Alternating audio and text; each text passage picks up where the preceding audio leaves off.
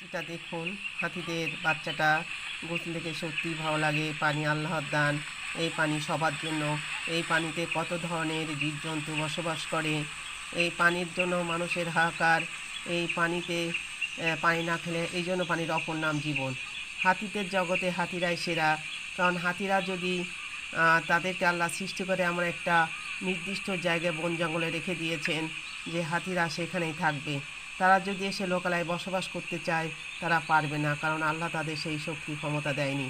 কিছু হাতিকে মানুষ পালে বশ্যতা স্বীকার করায়, কারণ হাতি হচ্ছে আর সেই হিসাবে মানুষ আশরাফুল মাখলুকাত, সৃষ্টির সেরা। সেই হিসাবে যে কোনো প্রাণীকে বশ করে আনতে বা বশ্যতা স্বীকার করার শক্তি তাদেরকে দেওয়া হয়েছে।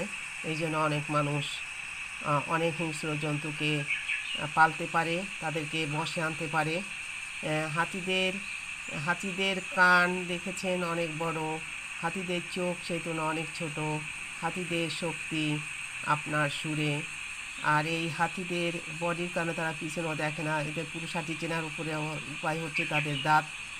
তো যাই হোক, এই হাতিদের ভিতরেও মানবতা বোধ আছে। তারা বাচ্চা পালে, তারা একসঙ্গে সংঘবদ্ধ হয়ে বসবাস করে।